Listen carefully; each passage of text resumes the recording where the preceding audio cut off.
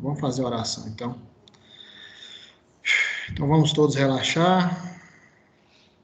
E, mais uma vez, né, elevar os nossos pensamentos ao nosso Mestre Jesus. E, mais uma vez, agradecer pela oportunidade do estudo. E que todos nós possamos, mais uma vez, tirar bom proveito e levar essas lições para e aprendizado para a nossa vida, né? Pai nosso que estais nos céus, santificado seja o vosso nome. Venha a nós o vosso reino, seja feita a vossa vontade, assim na terra como nos céus. Pão nosso de cada dia nos dai hoje, perdoai as nossas ofensas, assim como nós perdoamos a quem nos tem ofendido. Não nos deixeis cair em tentação, mas livrai de todos os males. Que assim seja. Então vamos lá, Paulo e Fernanda. Fique à vontade aí para iniciar. Agora vocês estão mudos aí. Boa tarde. Boa tarde, pessoal. A gente está, né, no capítulo 13, né, do livro Obreiros da Vida Eterna, Companheiro Libertado. Então, eu vou fazer uma breve síntesezinha de onde nós paramos, né, porque tem gente que está aí que não estava semana passada. O Dimas era o dos 5 desencarnantes que estavam sendo preparados para o desencarne, né, pela equipe que viria durante 30 dias nessa missão na Terra. Ele era o que já estava em estado mais adiantado, né, do estado de saúde dele, ele é o que estava mais debilitado. Então, eles iam iniciar os desencarnes por ele, né? Então, eles conversam com Zenóbia, verificando, né, em qual local ele seria designado para levá-lo, né, para a casa transitória de Fabiano, né, como se fosse um quarto, né, que ele ficaria nos primeiros momentos após o seu desencarne.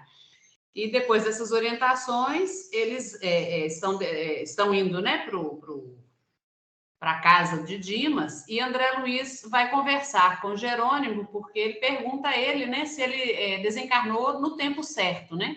Que é aquela ideia de que a gente tinha de desencarnar num tempo, né, como se todo mundo tivesse o dia e a hora certa. E ele acredita, quando Jerônimo diz que ele está desencarnando antes da hora, o André Luiz confabula e crê que ele também era suicida como ele.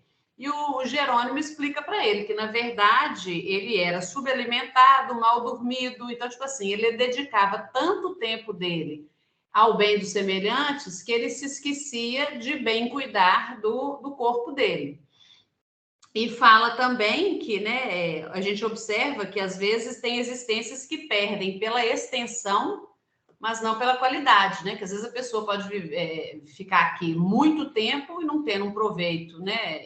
No bem, no seu melhoramento e tudo, ou vive muito pouco e consegue, né, ter uma extrema utilidade. Eles explicam, né, que não é benéfico essa circunstância do Dimas, que ele deveria ter, até mais adiante, quando ele faz a prece, né, ele cita que ele não soube realmente utilizar bem o organismo, né, que foi dado como empréstimo para ele, o corpo, né, mas que ele estava achando que estava dando o seu melhor e esqueceu de cuidar de si, cuidando tanto dos outros, né? Tanto é que ele teve uma cirrose hipertrófica, de tanto, enquanto estava em contato com os doentes, com os sofredores, ele tomava para si essas dores, né? Então, ele adoeceu também por conta disso.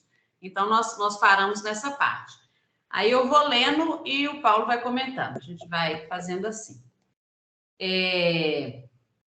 Então, aí, nesse momento, né, que o Jerônimo deu essas explicações para o André, ele se calou humilhado, né, que ele tinha um hábito ruim de ficar analisando as pessoas unilateralmente. Então, nisso aí a gente já aprende que a gente não pode julgar as pessoas, né, porque a gente não sabe da história toda e nem mesmo sabe por que a pessoa, mesmo que ela esteja praticando alguma coisa não tão feliz, a gente ainda não sabe o porquê dela estar praticando aquilo, a gente não sabe o que tem por trás, né? Então, mesmo que visualmente a gente, ao nosso modo, pareça que seja algo negativo, a gente não tem certeza do contexto todo da situação da criatura, né? Então, a gente não deve julgar em hipótese alguma, né? Então, ele fala, né, que naturalmente o Jerônimo deveria conhecer a situação dele, né? E assomou a ele as recordações do passado mais nítidas e esclarecedoras, né? Ele conduziu a experiência dele do jeito que ele achou melhor, né? Ele comia fartamente nas horas certas, né? Oi? O André Luiz, ele relembrando, né? ele tinha tempo, com rigorosa independência nas suas decisões, fechava a porta, né, aos pacientes desagradáveis que ele não queria atender. E ele, inclusive, pelo mau uso, né, aniquilou o aparelho gastrointestinal pelo excesso de alimento e álcool e adquiriu uma sífilis por imprudência dele, né, que ele deu guarida, ele coloca, né, deu guarida levianamente. Então, ele sentiu-se, né, humilhado por ter se comparado ao Dimas, porque o Dimas também estava desencarnando tempos antes teoricamente, o prazo dele, que na aula passada a gente conversou, né, sobre uma cota de tempo que a gente ganha, mas que isso não é pré-definido, né? E o Paulo queria falar que a gente fomos pesquisar, que um pouquinho antes, ele citou que ele gastou muito fosfato, né, nesse processo dele. Aí, no áudio do Ezequiel, o Paulo escutou ele falando sobre fosfato, aí ele vai falar. Né? É algo para a gente refletir juntos, porque, assim, eu, particularmente, acho que estudar o livro tem a história de cada integrante, né, que está no contexto, e cada história pode trazer um desdobramento para a gente analisar, né, os vários ângulos do que está se passando, né? Se a gente ficar restrito à leitura, de repente a gente perde a oportunidade de desenvolver algumas minúcias, né? E aí tem a questão da perda de fosfato, né? E a gente pesquisou que a perda de fosfato... Está no filme. Vamos olhar o que significa a perda de fosfato. Na verdade, para que serve, né, fosfato? Captura. O fosfato são vitais para a produção de energia, funcionamento de músculos e nervos e do crescimento ósseo. Então, ele teve uma perda significativa de fosfato ao longo desse adoecimento dele, né? E aí eu estava lembrando aqui em um dos áudios que eu ouvi do Ezequiel, ele falando que as nossas energias desequilibradas, ansiedade, né? Ansiedade todos nós temos em graus diferentes, né? Ansiedade, raiva, ódio, mágoa, que todas essas energias, elas contribuem para a queima de fosfatos, né? Então, aí eu queria que alguém considerasse se isso aí procede, né? Se esse campo emocional, ele contribui para a queima dessas energias que são vitais para a produção de energia nas células, né? O que nós pensamos foi, sobretudo, que a gente vê que a gente adoece, as emoções mal administradas, mal geridas, né? Nos adoecem, né? Não é só alimentação como o André cita, né, no caso dele de alimentação desregrada, bebida, etc., que as emoções também são capazes, né, de gerar esse tipo de dano ao corpo físico, né? Que as emoções, a gente tem essa impressão, né, que não são tangíveis, né, não são matéria, né, digamos assim, eu até nem sei se não são, mas elas adoecem o corpo físico, né? Ou adoecem o perispírito e reverbera no físico, ou é o contrário? Eu vi o Ezequiel falando sobre o problema da minha mãe, de anemia, né? Ela está com falta de ferro no organismo, uma falta até grave. E eu perguntei para ele, né, de onde estava vindo essa falta de ferro? Por que ela não conseguia mesmo tendo uma alimentação saudável, fazendo a reposição por comprimido, por intravenosa? Por que ela não estava conseguindo repor esse ferro? Aí ele falou o seguinte: depois de uma certa idade, é normal a pessoa perder minerais, mas que o descontrole das emoções faz perder os minerais do corpo. Então, se ela não controlasse melhor as emoções, ela não ia conseguir reter o ferro suficiente no organismo. Então, eu imagino que, como o ferro, ele falou minerais, ele não falou só ferro. Eu acredito que não só o ferro, mas outros minerais, a gente desgasta pelo excesso, né, de descontrole emocional também. Foi isso que ele me falou, entendeu? Então bateu com o que estava, né? escrito no áudio, né? Ele falou assim, tem pessoas que são por fora, assim, você olha, parece a santa paz de Deus, mas por dentro o negócio está comendo, a emoção está muito forte ali dentro. Então, se a pessoa não se educar emocionalmente, ela vai fazendo o corpo perder minerais. Aí cai uma outra... Os minerais que a nossa alimentação aqui no Brasil não tem. A gente tem perda de alguns minerais. Tem um que ele é até, eu não sei se é selênio, ele inclusive é muito bom para a mente. Magnésio também. O cérebro. E parece... Magnésio. Mas o selênio parece que não tem a nossa produção de alimentos do Brasil. Eu não sei se é selênio, e tem um outro também que zinco. Nós não temos... Não é o zinco, não. Nós não temos terra vulcânica e esse mineral, normalmente, ele vem de terras vulcânicas, que ele realmente traz muito... a ausência dele traz muito problema para o organismo. Agora, a ansiedade, ela realmente... ela queima, ela consome os nossos minerais. Pelo menos é o que a gente está aprendendo aí. Aí cai uma outra frase que é muito comum, né, dele pronunciar nos áudios dele, é que quem não se ocupa, se preocupa, né? Não, quem se preocupa, deixa de ocupar. Como é que é? Quem preocupa, não ocupa. Isso. E não se ocupando, a ansiedade ela ganha cada vez mais campo, né? Porque você fica preso naquilo que você considera um problema, que está te trazendo ansiedade e preocupação.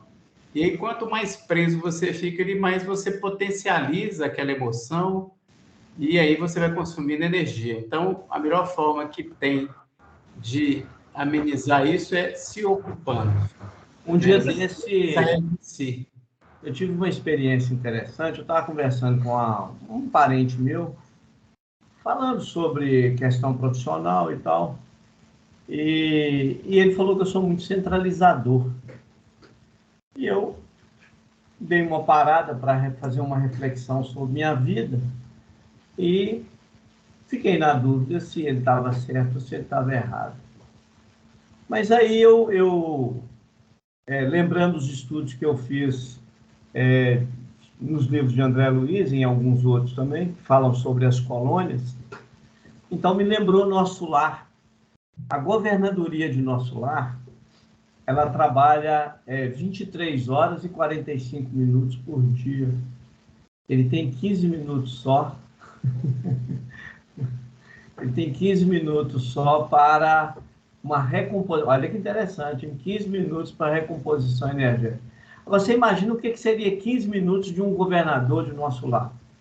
E todos os problemas, os grandes problemas, porque como é que está ligado? Acho que, se não me engano, Nosso Lar, eu não sei se era 30 ou 70 ministros que tem, qualquer coisa assim. E esses ministros, todos eles buscam a governadoria na solução dos problemas. E os demais buscam os ministros. E aí você tem toda aquela hierarquia, né? E eu fiquei pensando, eu falei, engraçado, gente. Isso também não seria uma centralização? Ou seria um ato de responsabilidade naquilo que faz? Eu observo grandes empresas no Brasil que, enquanto elas estão sob o comando dos seus criadores, elas crescem. Esses criadores morrem, elas morrem também, elas acabam. E é um troço que a gente para assim e às vezes não consegue entender o porquê, né? Então, eu acho que essa questão aí das emoções, nós temos que pensar muito nelas. E eu acho que é um efeito dominó, por exemplo. Se você está ansioso, você ou come demais ou come de menos, você não dorme, não dormindo, você também desgasta o organismo pela falta de sono, que aí gera ou hormônio de mais ou hormônio de menos no organismo. E aí é um efeito dominó, porque aí você começa a desregular o corpo todinho. Então, a minha mãe, por exemplo, a gata sumiu 3 dias seguidos. Ela ficou pensando nas piores mortes, mais excruciantes, que a gata pode ter morrido atropelada, alguém envenenou, alguém machucou, ela está sangrando, ela quebrou as pernas, ela está num lote vago, e começou a viajar na maionese, assim. Eu falei, mãe, você não sabe o que aconteceu, não adianta você ficar imaginando. E ela continuou, a fantasia dela foi longe. A gata chega 3 dias depois com a cara mais lavada, normal. Né? 1 quilo mais gordinha. E assim, só ficou um pouquinho mais magra, mas comeu. E assim, agindo normal, eu falei, você tá vendo? Você foram 3 dias de tortura psicológica que você se impôs. Olha que coisa. Então, assim, muita coisa que é de ansiedade, você se coloca para sofrer sem necessidade nenhuma. Nada do que ela pensou aconteceu. A gata chegou totalmente saudável aqui.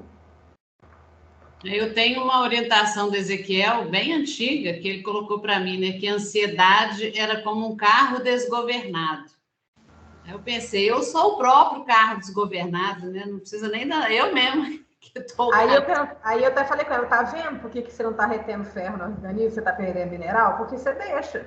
Então, assim, agora é um trabalho diário de ficar tentando controlar, controlar, assim, educar, né? Não é controlar para, como que chama? De restringir, não. É você se educar, é diferente, porque reprimir não resolve.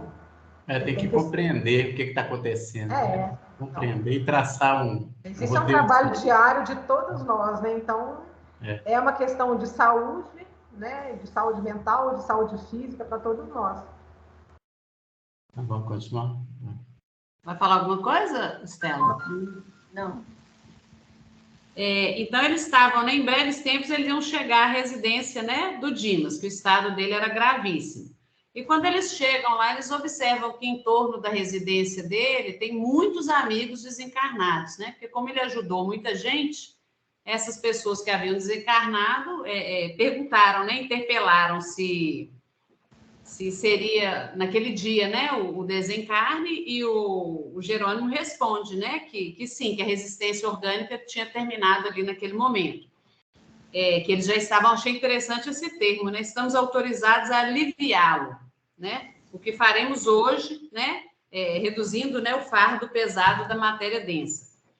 Então, ela pergunta a oportunidade, né, à interlocutora, que era uma desencarnada a qual ele tinha, né, feito bem, sobre a oportunidade de reunir ali alguns beneficiários da missão cumprida por ele, né, que desejavam testemunhar carinhoso apreço, né, nesse último dia. Mas o Jerônimo explica para ele que se o Dimas estivesse plenamente senhor de suas emoções, não teria inconveniente. Mas como ele estava, né, num estado orgânico, né, de muita dor, de muito sofrimento, os órgãos já em falência, né, adiante fala, né, dos rins, do fígado, tudo já estava, né, coração fraco. Então, assim, ele já estava com uma perturbação mental mesmo, né, pelo próprio enfraquecimento do organismo, que não era um momento apropriado. Só um minutinho. Aí eu lembrei quando Jesus falou, né, angariai-vos amigos, né? Agora, eu estou na dúvida aqui, se esses amigos que estavam lá, porque ele era médium, né? Se esses amigos que estavam lá eram amigos que desencarnaram enquanto ele auxiliou, eram amigos que foram encarnados enquanto ele auxiliou, ou se eram espíritos que ele trabalhou na mediunidade em favor deles. Alguém sabe me dizer? Acredito que ambos. Ambos os casos. Nós tivemos um caso de um amigo nosso que chamava Célio, e Célio participou em reunião de desobsessão conosco muitos anos. E depois que ele desencarnou, passou um tempo, né? Ele veio, manifestou, e é engraçado que tinha um rapaz que participava da reunião que chamava Peixoto. E o Peixoto duvidava muito das comunicações do Célio. E aí, na reunião, o Célio manifesta e dirige ao Peixoto. Falou, Peixoto, você duvidou de mim, e eu desencarnei e fui recebido por um monte de espíritos que eu ajudei aqui na Terra nas manifestações. Aí terminou a reunião, o Peixoto virou e falou assim, engraçado, eu nunca vi um vivo manifestar igual o irmão Célio, né? Eu falei assim, vivo manifestar? O Célio desencarnou já tem quase 8 meses e ele não sabia. Então, isso acontece sim, viu? Muito bom saber. Continuemos angariando amigos, né? Só uma pergunta, posso fazer? Uma coisa que me chama atenção nas obras é que, assim, a gente sabe que a gente tem uma família espiritual, mas a gente, em momento algum, a gente vê, assim, o familiar que vai lá para buscar. Isso, como que é isso? Você sempre vê, assim, André Luiz vai contando, tá trabalhando lá com um monte de gente, mas ele não tá lá, não encontrou com pessoas, entes queridos, por exemplo. Aí você vê aqui o Dimas. Aí tem pessoas que ele já trabalhou, aí vão lá e auxiliam ele no desencarne. Mas você não vê o reencontro dele com os entes queridos, ou com... Como que seria isso, então? A gente é sozinho assim mesmo? Não, não. É porque você não leu até o final do capítulo aí, que a mãe dele vai aparecer. E vai aparecer numa rogativa dele. Mas, assim, você não vê assim, vai para casa do... A gente, até mesmo nas obras, a gente vê assim, não tem um lar, entendeu? Ô, Isabel, o problema todo é que tem um negócio que nós espíritas ainda não entendemos, chama dimensão. A questão toda é dimensão. Às vezes o espírito está ali, mas ele está numa dimensão tão superior que ele nem é visto. Ele nem é visto até pelos trabalhadores que estão ali. E às vezes esse espírito atingiu tamanho, tamanha evolução que ele sabe estar no ambiente sem ser visto. Então, assim, no caso, por exemplo, a mãe dele vai aparecer, né? Agora, olha para você ver, se você ler o livro aqui até o final, você fica parecendo que a mãe dele nem sabia que ele estava sendo preparado para desencarnar. Mas é claro que ela sabia. Por quê? Porque na hora que ela chega, ela muda o ambiente. Então, o próprio André Luiz faz essa referência. Então, agora, o que acontece também? Nós temos que entender o seguinte. Existe a parentela espiritual, que é a família espiritual, e existe a parentela física. A parentela física, no desencarne, ela se desfaz. Ela já começa a desfazer a parentela física, ela já começa a desfazer no processo de desencarne. Agora, a parentela espiritual, ela perpetua. E quando a gente fala de parentela física, a gente está junto aqui na Terra, mas fazemos parte de uma parentela espiritual mesmo encarnados. O que eu estou falando é o seguinte, às vezes na família existem pessoas que não têm nada a ver com a parentela espiritual, ele só está ali fisicamente. Mas então, aqui, em reunião mediúnica, a gente vê demais o espírito ainda está se descobrindo desencarnado, a gente vê demais ele falando, minha mãe está aqui, meu avô está aqui, meu tio está aqui, minha irmã está aqui. Toda hora a gente vê isso, ou seja, não é assim, cada um, como diz, por si, não. E tem... Sim, mas seria da última encarnação, igual quando ela se apresenta como mãe dele. É a mãe espiritual ou é a mãe da última encarnação? Mãe espiritual. Que mãe espiritual eles querem falar, né? Porque espírito é espírito. Um é mãe e pai do outro por uma condição reencarnatória. Nem sempre a gente vai ser mãe e pai de alguém o resto da eternidade. Isso não existe. Então, quem é minha mãe agora pode ser minha irmã no futuro. Sim, então. Mas não é uma mãe espiritual. Nós todos somos irmãos espirituais. Então, estou querendo dizer assim, quando ela se apresenta, eu sou a mãe dele. Entendeu? Da última encarnação, com certeza. Da última encarnação. Então, o que eu estou querendo dizer é o seguinte, você chega lá no mundo espiritual, você não tem um lar, né? Agora, da última encarnação dele, porque ela pode ter reencarnado, por exemplo, logo depois, desencarnou, e aí a gente não sabe também, né? Se naquela ali ela já reencarnou. Porque tem gente que fica desencarnado muito tempo, por exemplo, e realmente a gente pergunta. Enquanto ele está desencarnado com a ideia fixa lá de por 200 anos, os parentes já reencarnaram todos, já viraram tio, viraram primo, viraram sei lá o quê dele, supostamente, né? E aí, quando ele percebe que ele está desencarnado, tipo assim, o parente dele já reencarnou umas 2, 3 vezes ali na brincadeira, entendeu? Então já não é mais mãe, pai dele, mais. Sim, mas o que eu tô querendo dizer assim, então não tem uma mãe espiritual.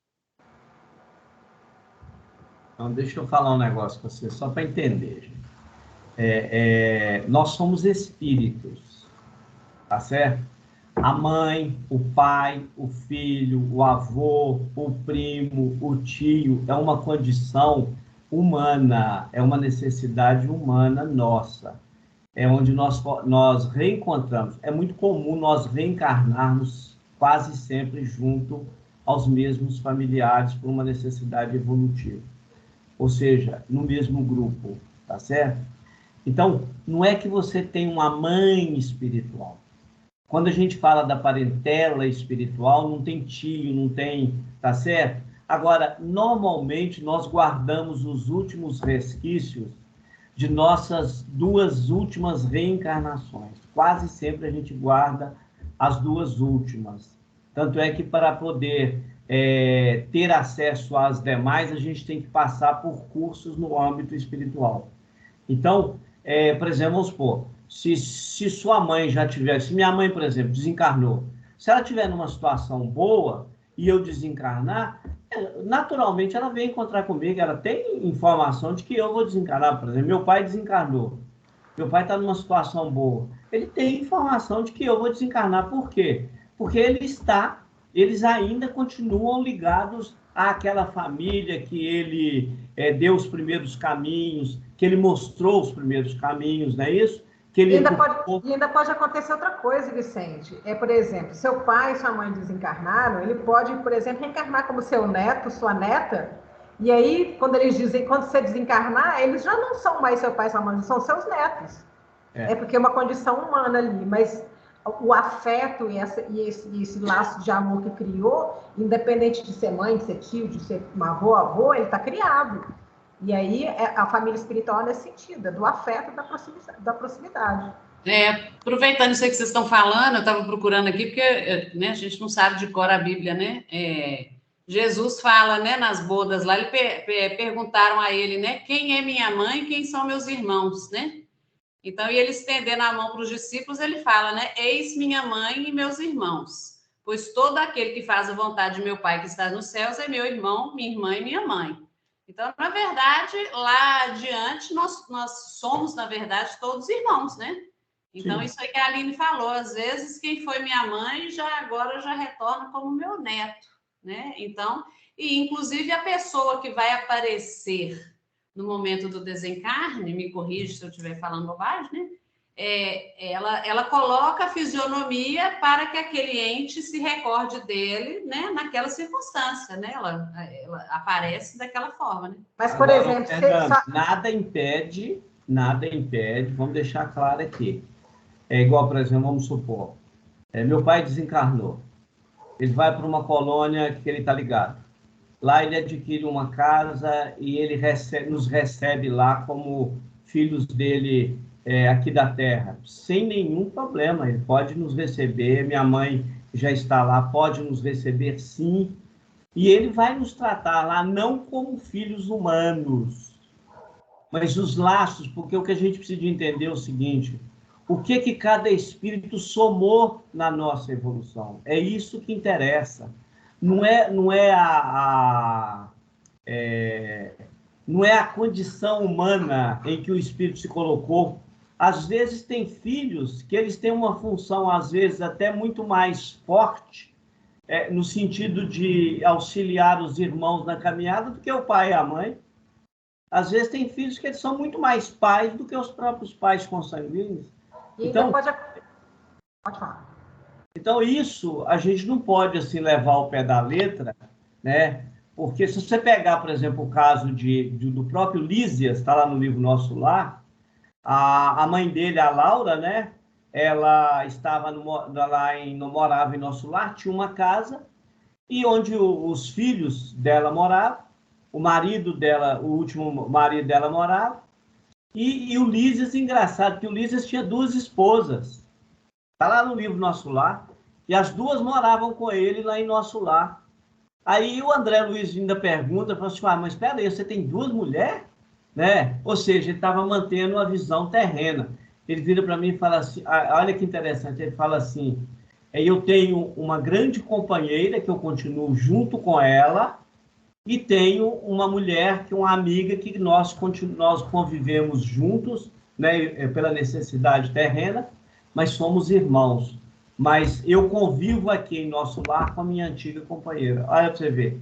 Ele manteve, porque os laços... Ô, Vicente, não era o Lísias, não, tadinho. O Lísias estava lá combinando com a última esposa dele para os dois voltarem juntos. Era Tobias. Ah, é o Tobias, né, Lísias? Eu estou aqui procurando, eu falei, não era Lísias que tinha duas esposas. Não, é Tobias. E olha aqui, ó, quantas esposas ele tem. E outra coisa que a gente tem que levar em consideração também, que eu acho, igual a Isabel falou, por exemplo, se minha mãe desencarnou antes de mim, meu pai desencarnou antes de mim, quando eu desencarnar, eles vão estar me esperando? Provavelmente sim, mas provavelmente não, porque eles podem ter reencarnado como seu neto, e aí como é que você vai esperar que eles vão te receber lá? E já estão reencarnados? Como é que vai ser? Alguém vai da família espiritual, que seria, né, um afeto espiritual que você tem, que você considera como irmão, né, independente, já tem reencarnado, tem muito tempo que não reencarnou junto com ele, mas o laço de afeto foi criado. O amor existe entre esses espíritos. Então... Tem um livro, eu não sei qual deles, né, do André Luiz, que o pai já havia reencarnado, ele estava como criança, 4, 5 anos. O Ricardo, marido da Laura. Eles colocam ele numa redoma lá, né? E lá ele aparece como a imagem de pai, mas na Terra ele já era um bebezinho. Isso mesmo. Não, ele já tinha 9 anos de idade. Né? Então, vamos continuar. Pegue aí. Então, Jerônimo, né, como ele era suficientemente bom, ele não comentou essas realidades duras, porque o André Luiz se sentiu humilhado de se comparar ao Dimas, né? Então, eles estavam indo para a residência do Dimas, né? Não, já passei, desculpem. A amiga estava lá pedindo, né, para poder participar desses momentos finais, né, para congratular, né, pelas benesses que o Dimas tinha ofertado. E eles explicaram, né, que, na verdade, ele estaria muito confuso, né, que seria inoportuna essa visita nesse momento da desencarnação. Né, que os melhores amigos do doente, para que não agravasse o descontrole mental dele. Agora, você imagina se isso acontecesse aqui na Terra. Confusão. Olha que interessante. Lá reuniu um monte de amigos, né, gratos ao Dimas por tudo que ele fez, e o mentor virou e falou assim, não, eu acho melhor vocês não fazerem nada aqui hoje não, porque ele está numa situação assim, assim, assim. Se fosse aqui na Terra, sabe o que ia acontecer? Os médios ou os participantes xingavam o espírito, falavam mal do médium, porque funciona desse jeito. Por quê? Por causa de uma questão que é muito difícil para nós no âmbito físico e no âmbito espiritual. Disciplina. Falou tudo. Então, ele fala, né, que ele vai ser amparado pelos afetos que tem afeição, logo se desfaça o corpo grosseiro. Aí ele sugere, né, essa manifestação de carinho merecida e justa, ele seja prestada no dia depois que ele for para a casa transitória, né, e começar a se recuperar, né? Ele vai descansar lá por um bom tempo, tendo um cuidado atencioso, junto de outros amigos, né, de condições idênticas à dele, e ele se compromete a avisar, né, no momento oportuno. Então, ela fala, né, ok, né, tá lá, vai esperar essa comunicação no momento oportuno. Então, ele se despede e o campo fica livre para a necessária atuação deles nesse momento, né? O transe era, sem dúvida, melindroso. A esposa do médium ao pé dele, não obstante prolongadas vigílias e sacrifícios estafantes, que a expressão fisionômica denunciava, mantinha-se firme ao seu lado, olhos vermelhos a chorar, emitindo forças de retenção amorosa que prendiam o moribundo em vasto emaranhado de fios cinzentos, dando-nos a impressão de peixe encarcerado em rede caprichosa. Eu fiquei pensando sobre isso, porque quando a gente tem um ente muito querido, né, que está muito doente, a nossa ideia é de estar junto, de ficar junto, de orar por ele, de pedir a melhora. Então, a gente lê isso aqui e fica pensando, né? Eu acompanhei recentemente uma pessoa no hospital, fiquei imaginando quantas pessoas estavam nesse processo de acreditar que estavam auxiliando, porém estavam criando mais dor, sofrimento e dificuldade ao desencarnante e aumentando o trabalho das equipes espirituais. Você vê como que é importante a gente estudar, né? Um pedacinho desse a gente tem que saber Aí eu fiquei na dúvida, até quando que a gente fica pedindo para a pessoa ficar? Pois é, mas eu lembrei aqui tem um dicionário de filosofia, e o Santo Agostinho, ele comenta isso. Ele fala que ele não sabia se ele estava mais triste porque ele tinha ficado só ou porque o sofrimento da partida do amigo, né? Então, às vezes, naquele momento ali, eu acho que a gente está mais preocupado com o sofrimento da gente, com a partida do outro, porque o outro vai para onde está encaminhada a ida dele, né? Eu acho que é mais egoísmo, assim, obviamente a gente compreende devido ao estado que a gente está, né, de evolução, né?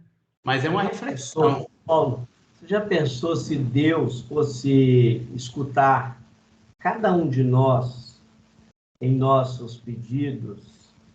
Será que a Terra não estaria uma bagunça? Certamente. Porque, olha para você ver, você pega o desencarne das pessoas. Que capacidade nós temos de avaliar se a pessoa está na hora de desencarnar ou não? Nós não temos capacidade para isso. Por quê?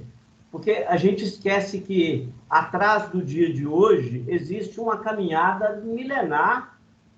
Esse é o nosso problema, porque nós vivemos o dia de hoje, né?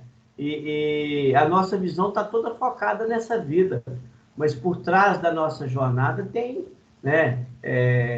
Inclusive, em relação às nossas provas, a gente citou isso aqui na semana passada, nós temos uma caminhada imensa, então nós não temos capacidade de analisar. Então, o que acontece? Nós mais atrapalhamos no desencarne de alguém.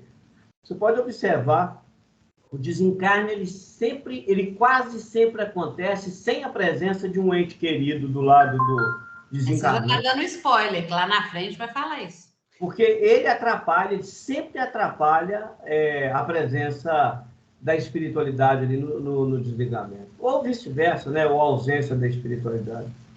Ô Vicente, com esse aprendizado, né? Nós temos pouco tempo aí de doutrina, eu tenho mudado muito as minhas orações, né? Eu começo a pedir que seja feita a vontade de Deus, né? A minha vontade é uma, mas não quer dizer que o que eu estou querendo é o melhor, que é o mais proveitoso, que é o mais útil, né? Então, a gente tem que pedir que seja feita a vontade de Deus e não o que a gente está, né? A gente quer que a pessoa fique igual o Paulo citou, muitas vezes por egoísmo, né? Não é por... A gente não está preocupada, a pessoa, né, desencarnou, ela tá viva, só que a gente que não vai poder ver ela, e às vezes ela pode ver a gente, né? E a gente que não está vendo ela. Então, mais egoísmo mesmo, né? Sim. Continuar aqui, então? Você vai ficar... não, vou na frente. Então, vamos lá. Então, falando, né, que a esposa estava atrapalhando, e Jerônimo apontou a bondoso, explicou, né, que a pobre amiga, a esposa dele, ela era o primeiro empecilho que precisava ser removido. Né? Aí ele cita, né, porque eles vão improvisar uma temporária melhora para o Dimas, a fim de sossegar a mente aflita da esposa. Somente depois dessa medida que eles conseguiriam retirá-lo, né, do corpo sem maior impedimento, porque ela estava, né, fala, né, vastos emaranhados de fios cinzentos, então ela estava prendendo ele mesmo. Eu até fiquei bem confusa, Vicente, com essa questão essa falsa vitalidade, né, que fala que como se ele já estava praticamente os órgãos em falência, como que é esse tipo de energia que ela emanava para ele que fazia essa... Tipo assim, o órgão já está parando, mas essa doação dela, como que isso se processa? Porque se o órgão já está... Na realidade, não é doação. Ela estava envolvendo ele em energia suja e prendendo ele. É como se ela tivesse, ele fala, emaranhados de fios, né? Ela não queria que ele desencarnasse. Sim. E é tão interessante isso que, às vezes, até o fato de uma pessoa querer que o outro desencarne também, ele não desencarna. Porque, na realidade, a gente, quando faz o Pai Nosso, a gente está falando, seja feita a tua vontade e não a nossa, né? Mas quase sempre nós falamos, seja feita a tua vontade, mas primeiro observe meus pedidos. É quase sempre assim. Que, aliás, todo mundo deveria fazer, né? seja feita a tua vontade, observando primeiro os meus pedidos, né? É mais sincero, né? A sinceridade seria essa, mas na Não, realidade... mas eu estou fazendo a minha oração sincera, tá? Não vem jogar isso para mim, não. Que eu E falo, demais eu a falo mais de é o verdade. seguinte, hoje a gente já entendeu, nós não precisamos de ficar pedindo Deus nada. Mas agradecer. Nós não precisamos de pedir, sabe por quê? Porque, na realidade, primeiro que já existem os trabalhadores divinos, que estão todos ao nosso redor. Eles sabem muito melhor no acompanhamento do nosso dia a dia, de nossas necessidades. Então, às vezes, muitas coisas que eu peço, eles interpretam como sendo um egoísmo, como sendo uma infantilidade minha, que eu não tenho capacidade ainda eu não tenho visão para ampliar e entender o processo de cada um. Nem o meu projeto encarnatório, eu não tenho acesso a ele, eu não tenho informação no momento sobre ele. Como que eu vou dar pitaco na vida do outro? Então, é muito difícil isso. A pedido, às vezes, até uma fuga, né, Vicente? Sim, sim. Uma fuga da responsabilidade é pedido em prejuízo próprio. Então, o medo, igual, por exemplo, vamos supor, no caso, a esposa de Dimas, ela começou a pensar na falta dele, na ausência dele, como que ia ser a vida, né? Ele era o sustento da família, como é que seria? Como é que eles iam subsistir? Olha para você ver. E isso, indiretamente, ela gera uma energia para ele não largar o corpo. E era uma preocupação dele também.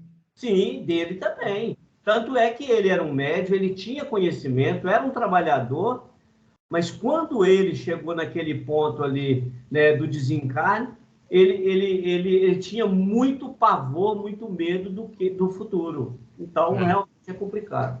Tudo normal, tudo normal.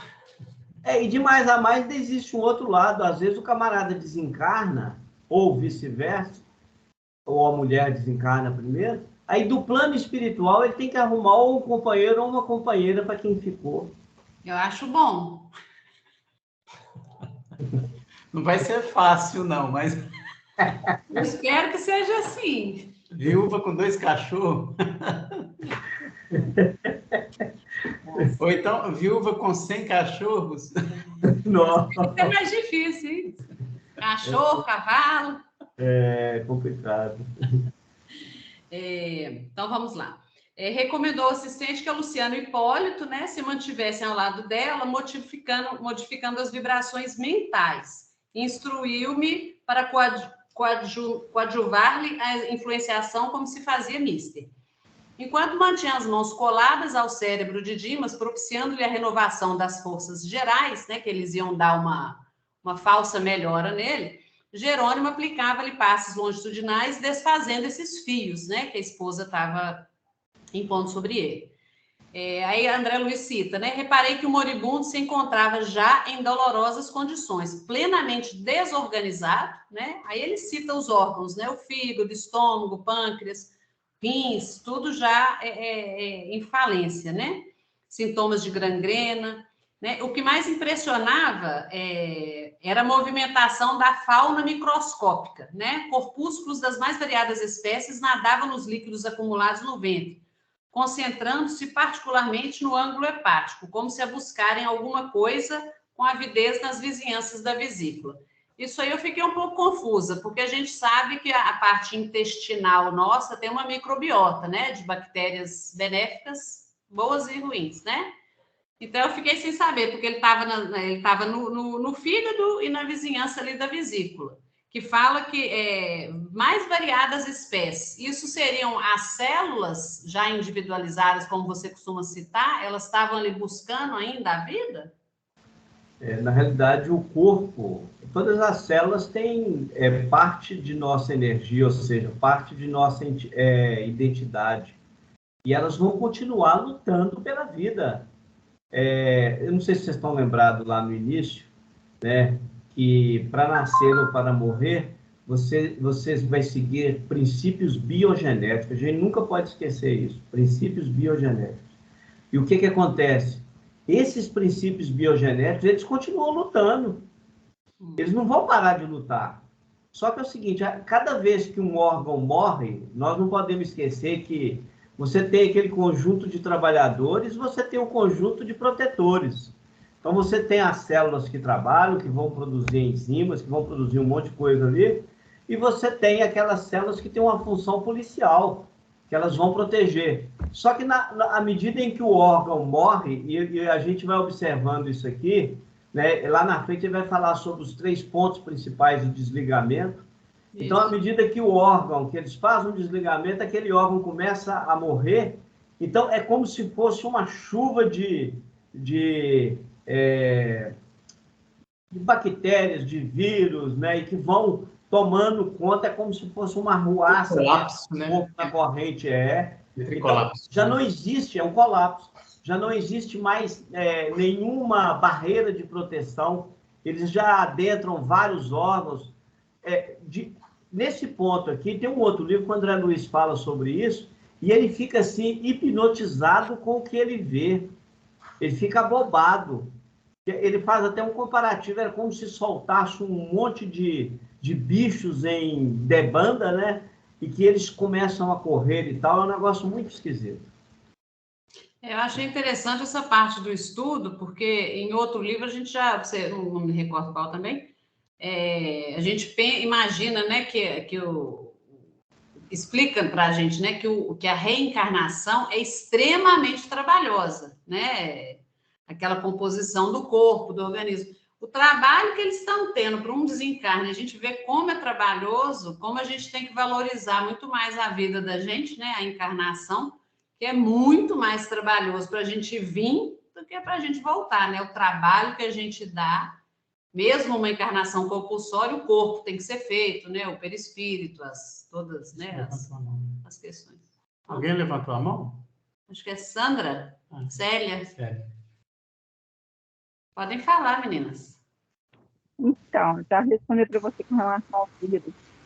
O fígado é a maior glândula do nosso corpo e ele é responsável por, a gente acha que é o rins, né? Mas ele é que filtra toda a questão metabólica do corpo, né? Por isso que as bactérias crescem mais rápido lá.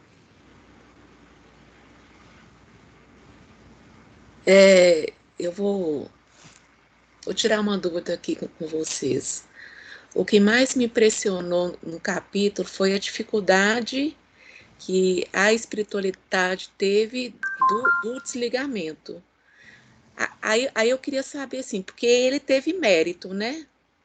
Para ter esse amparo todo. A gente vê em reuniões mediúnicas, a gente percebe que à medida que o atendente vai esclarecendo, aí fala para o espírito, olha o seu corpo, está fora do corpo e tal. Isso eu queria saber, quando ocorre o desligamento, quando a pessoa ela não tem mérito? Quando é esse processo? Quando é, porque se não há o amparo da espiritualidade, quando ocorre esse processo, se o espírito não tem ajuda?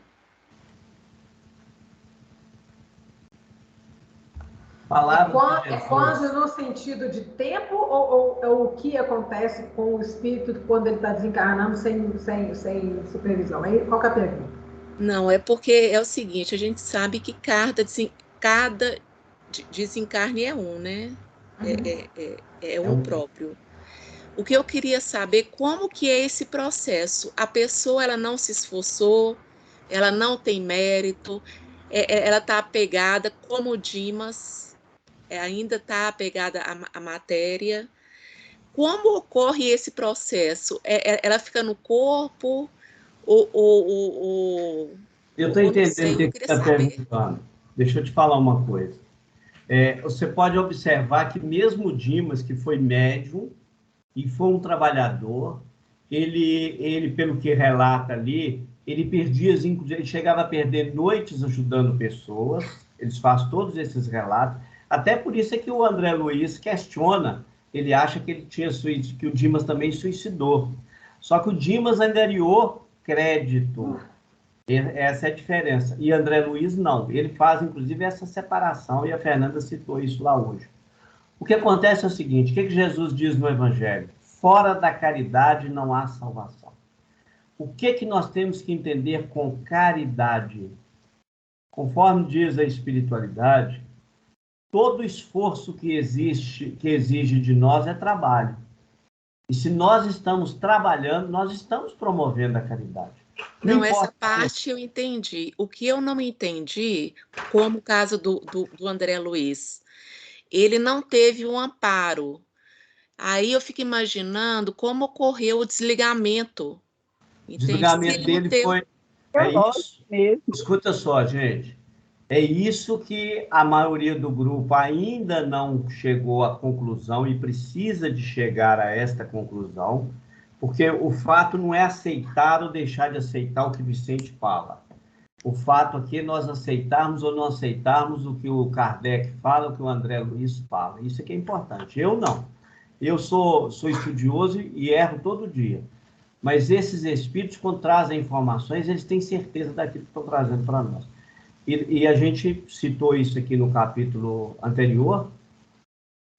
O reencarne e o desencarne acontece por questões biogenéticas. Ou seja, é uma condição da vida. Nascer e morrer é uma condição da vida.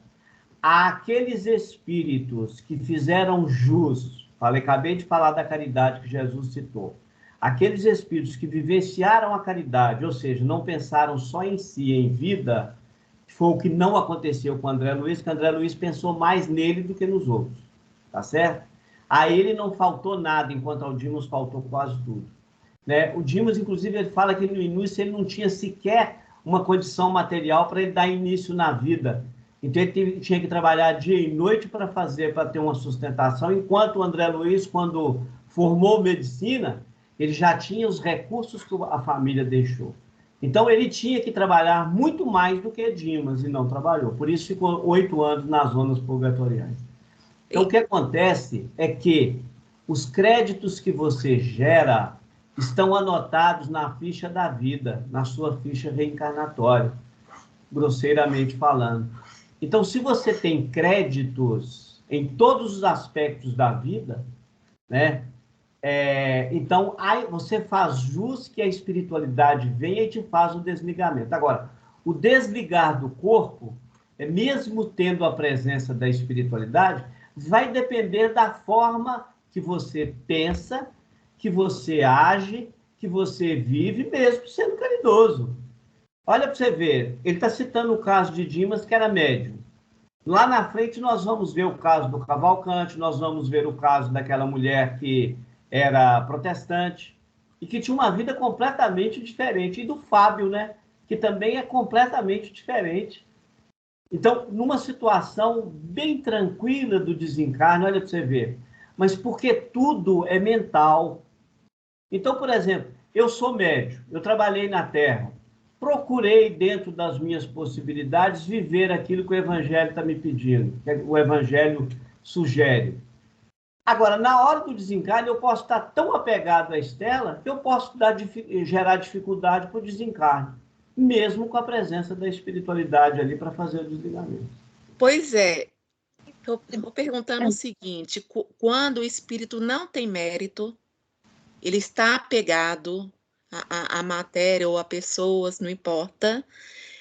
Quando ocorre o desligamento, porque uma hora vai ter que ocorrer. Ele não vai ficar ali, né? Eternidade. Falar, Sandra, é um processo natural. O que acontece? É um processo natural. O próprio corpo, a própria vida, assim como ela liga, ela desliga. O fato da presença da espiritualidade para fazer tudo isso é para facilitar a nossa vida. Mas se nós não temos méritos para tal, então, por exemplo, vamos supor, a pessoa desencarnou. Só para você entender. Eu desencarnei, tá certo? A família veio, a medicina falou, Vicente morreu. Beleza. Então, vamos fazer meu velório. Meu corpo está esfriando, beleza.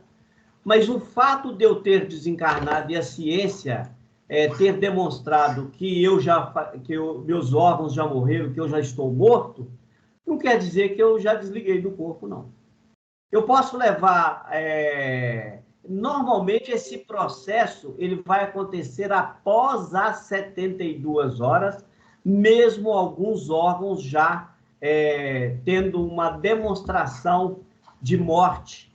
Então, isso vai acontecer ao longo do tempo. Agora, o fato de ter enterrado seu corpo lá e você estar ligado a ele, isso não quer dizer que você vai ver a terra caindo no seu corpo. Não funciona assim, não. Você está vivendo um mundo completamente diferente. E, às vezes, a falta de energia faz com que você, inclusive, pode adormecer, mesmo estando preso ao corpo. Não quer dizer que você vai assistir as pessoas jogando terra em cima do corpo. Porque isso pode acontecer? Pode também. Mas isso é mais... O processo do desligamento, ele, com a presença dos espíritos ou naturalmente, ele gera um desgaste emocional muito grande. Aqui no caso do Dimos, os espíritos falaram isso. O desgaste é tão grande que a presença dos amigos não seria prudente. Olha para você ver, em razão do desgaste que vai acontecer. Então, mesmo não havendo a presença da espiritualidade, o desgaste vai acontecer naturalmente e os órgãos vão se libertando, né? O órgão perispiritual vai se libertando gradativamente. Agora, por que isso tem que acontecer assim? Porque, gente, o perispírito está preso no corpo. Ele só vai desligar quando houver o desligamento de todos os fios que o perispírito liga a cada órgão. Cada órgão do seu corpo está ligado a um órgão perispirítico. Então, ela citou aí o fígado. O fígado está fazendo parte lá do básico, né? Das sensações mais grosseiras. O que vai acontecer? Na hora que houver o primeiro desligamento ali, começa aquela morte na região mais básica. Inicia-se a morte ali. Agora, o que vai acontecendo? O desligamento são centenas de pequenos fios que vão desligando, não é um fio só. Vicente, tem um dos livros do André Luiz que cita a primeira visita do André Luiz no cemitério. Uhum. Ele observa uma jovem, né? Uma jovem em cima, né, do túmulo dela com o fio. E ele pergunta, né? Tem duas pessoas, dois espíritos, né? Apenas que tomam conta ali do cemitério. Aí ele vem, né? Naquela ânsia dele de ajudar, né? Não podemos socorrê-la. Ele fala, não, ela ainda vai ficar um tempo aí. E ela pedindo ajuda, ela queria voltar para a casa dela, só que ela só ia perturbar o marido e as não sei se uma ou duas crianças.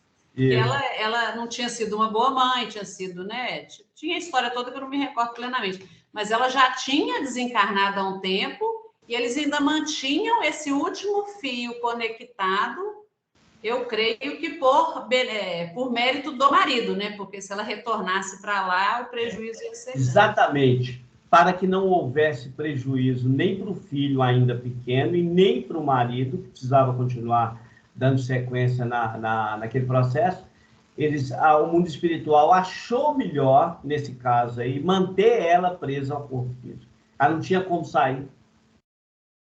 Por conta própria, não. Não, ela não consegue. E, com detalhe, existem, por exemplo, quando uma pessoa suicida, não estou falando aqui que são todos os casos de suicídio, porque cada caso é um caso. Mas em muitas situações do suicídio, às vezes o espírito fica preso ao corpo por anos. E por que isso?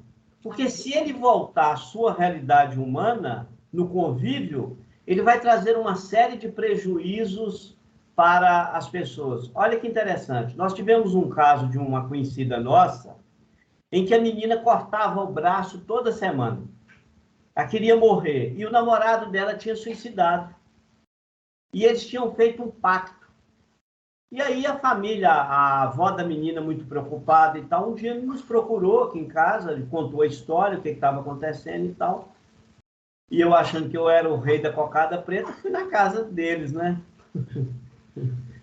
Ajudar a resolver o problema. E aí, conversando com ela, aquele negócio todo, eu vi que, mesmo o rapaz não estando ao lado dela, mas ele continuava por fios, ela se ligava a ele. Aí eu dei todo um esclarecimento para ela, como funcionavam as coisas, que aquele pacto não tinha nenhum valor espiritual e tudo mais, tá certo? Resultado, depois dessa conversa, dos passes e tudo mais, acabou. Ela nunca mais cortou o braço, nunca mais tentou suicídio, e a vida continuou e continua viva até hoje, e a vida caminhou.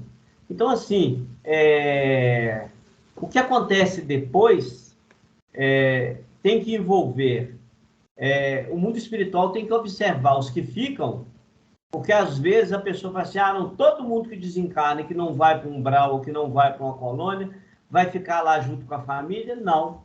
Porque às vezes ele pode trazer tamanhos prejuízos que o mundo espiritual, em razão do materialismo e do apego dele, prefere deixar ele preso lá no corpo. Só que a visão dele não é de cemitério, não. Nem sempre a visão do espírito que está no cemitério.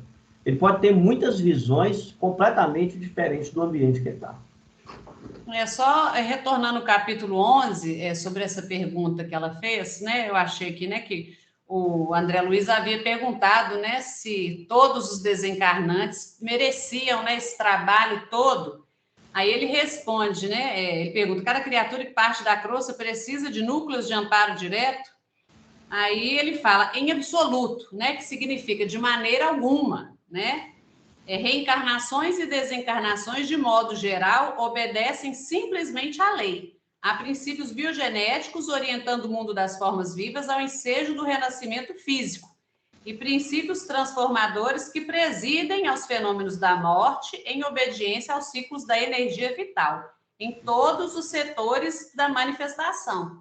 Até o Paulo citou, né? Imagina se precisasse de espírito para cada um que desencarna, né? Uma equipe para cada um, não ia ter como, né? Já está chegando 19h10. Tem a Ana levantada a mão e a Célia. Vocês querem falar rapidinho, só para encerrar? Não? Célia? Eu ia falar o que ela falou agora do capítulo 11, né? Citar isso aí. Essa questão também que eu coloco, também assim, eu acho que a gente não é totalmente desamparado, porque tem essa avaliação do mérito das companhias, por exemplo. Se a menina continuou lá presa no corpo, foi mérito do marido, porque se ela fosse para a casa dele, ela ia complicar lá. Então, não é tão simples assim, tão fácil igual a gente pensa. Eu acho que tem uma avaliação, de um modo geral, de todo o contexto daquela família ali, onde aquela pessoa está inserida, porque ela pode complicar muito mais a vida dela se ela voltar para dentro da casa dela. Então, eu acho que tudo por exemplo, vou dar um exemplo, a sogra da Geniro, quantos anos que ela está ali, o corpo dela está desfalecendo e ela está ali presa naquele corpo, né? Qual que é o contexto daquela família que uma senhora está mais de 10 anos presa a um corpo e não morre, não vai embora? E eu trabalhei muitos anos em UTI, eu já fiquei com muitas pessoas, assim, 2, 3, 4 anos, ela está morta, está presa no corpo. E aí, quando você senta para avaliar, tem um contexto familiar muito grande, não é só com aquele espírito que está, né? A gente tem que avaliar a família como um todo, então é muito mais complicado. O problema todo nosso é o conceito da palavra amparo.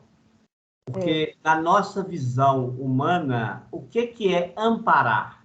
Normalmente, quando você pensa em amparo, você estende as mãos para salvar, para abraçar. Então, é o amparo. Então, a visão nossa de amparo é que está errada. E que a gente precisa entender o que verdadeiramente é amparo para o mundo espiritual. Né? A Fernanda acabou de citar aí. Então, é esse conceito que nós precisamos trabalhar melhor ele. Porque, na realidade, é o seguinte, amparados, todos nós somos, não tenho dúvida disso. Agora, qual que é a forma de amparo que chega para nós? É esse aqui que a gente precisa analisar. Para fechar aqui, tem aquela frase antiga, né, dos sábios antigos, né? Deus escreve certo por linha torta. A gente não consegue entender por que aquele contexto ali, mas tem um motivo, né?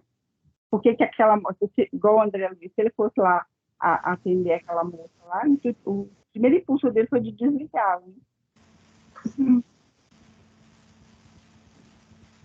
Beleza, então, pessoal. Podemos encerrar por hoje. Vocês continuam semana que vem, né, Fernando? Eu vou pedir a Estela fazer a oração final para nós hoje, depois de um mês de férias.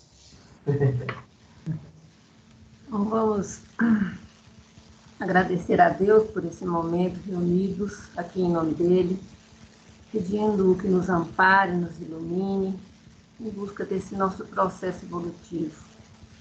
Possamos a cada dia, a cada leitura, a cada reunião, abrir a nossa mente, entender mais sobre Ti, Mestre, sobre tudo que o Senhor tem para nos ensinar. Pai nosso que estás no céu, santificado seja o vosso santo e amado nome. Venha a nós o vosso reino, seja feita a vossa vontade, assim na terra como no céu. O pão nosso de cada dia nos dai hoje, perdoe as nossas dívidas, assim como nós perdoamos aqueles que nos têm ofendido. E não nos deixe, Mestre, cair no desânimo, cair na preguiça, na falta de fé, e livra-nos de todo mal, que assim seja, graças a Deus. Que assim seja. Aí, gente, boa noite para vocês. Boa Boa noite. noite, gente. Parou. No capítulo 13. Ô, gente, Ficou eu queria só tirar uma parou. coisa, Vicente,